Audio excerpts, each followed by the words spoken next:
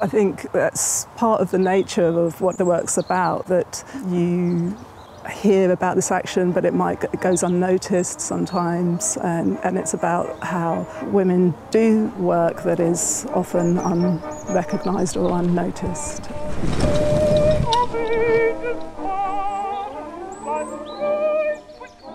We were invited by 1418 Now to do a joint commission as part of their really amazing programme of contemporary responses to the anniversary of the First World War. And this particular commission relates to the First Aid Nursing Yeomanry, who were a self-organising group of women who went out to the front in the First World War and helped in Belgium in the first instance.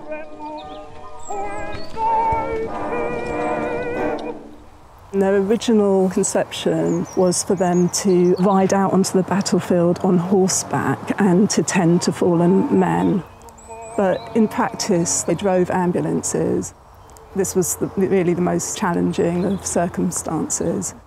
Essentially, men didn't think women could do that sort of work. They didn't think that they could be courageous or so active. But they were really successful and soon became indispensable. The work is a coffin jump, which is a recognised equestrian jump. And it's got a fence and a trench. There's also a woman rider that rides into the park and jumps over the fence occasionally and rides off again. The texts that are painted on it are actually, on the reverse is "Nothing Special Happened," which is from Muriel Thompson's diary, who was one of the First Aid Nursing Yeomanry. And the text on the front are Katrina's responses really to the activity she found when she did the archive research. 1418 Now is the UK's cultural programme commemorating the centenary of the First World War, and we've been inviting artists to make new works of art to investigate and respond to many aspects related to the First World War. When we saw Katrina Palmer's proposal for the project, bringing together sculpture, performance and sound, we were really intrigued.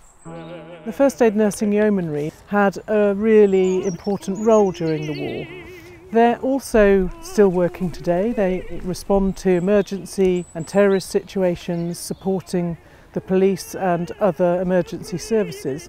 This work is an inspiration for those women that are still working in the FANY today. Katrina's very interested that the nurses did demonstrations at the Festival of Empire in 1911.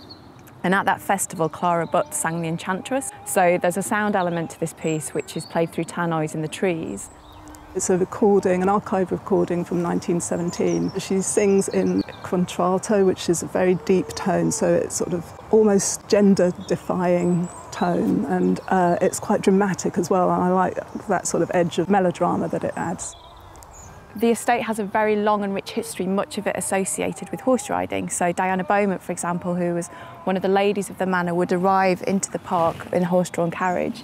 And so it almost echoes that sound when you hear the horse and rider coming through the landscape.